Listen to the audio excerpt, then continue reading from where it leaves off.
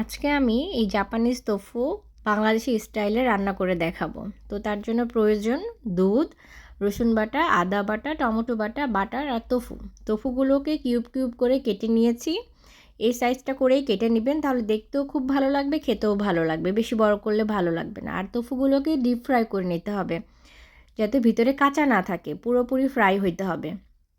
তারপর এবার আরেকটা ফ্রাই প্যানে তেল গরম করে এতে রসুন বাটা, পেঁয়াজ বাটা, আদা বাটা আর লবণ দিয়ে কষিয়ে নিতে হবে। মরিচের গুঁড়ো, তেজপাতা, এলাচ আর দারচিনি দিয়ে একটু ভালো মতো কষিয়ে নিতে হবে।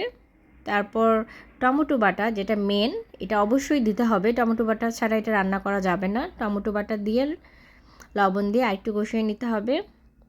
এই পর্যায়ে এসে এখন তোফুগুলোকেও দিয়ে দিতে হবে।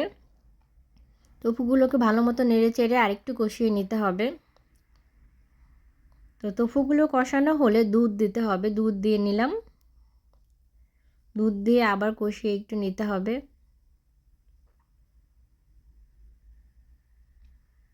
ভালো মতো নাড়াচাড়া করতে হবে চারিদিকে, যাতে সবগুলো ভালো মতো কুক হয়। এখানে আমি খুব অল্প পরিমাণে ঝাল দিয়েছিলাম, তাই এখন সামান্য কাঁচামরিচ দিয়ে নিচ্ছি। এতে ঘ্রাণটাও খুব সুন্দর আসবে। তোফুতে গোলমরিচ দিয়ে নিয়েছি। তারপর সামান্য বাটার, এটা অপশনাল, আপনারা চাইলে ঘিও দিতে পারেন। বাটার দিয়ে একটু নেড়ে চেড়ে নিচ্ছি। তারপর আরেকটু রান্না করলেই, আর 5 মিনিট রান্না করলে এটা হয়ে যাবে, কুক হয়ে যাবে। এটা বেশি শুকানোর দরকার নাই। যখন একটু তেলটা উপর দিয়ে ভেসে উঠবে তখন এটা রান্নাও হয়ে গেছে, কারণ মশলাটা কষানো আর তোফুটা তো আগে থেকে ভেজে নেওয়া ছিল।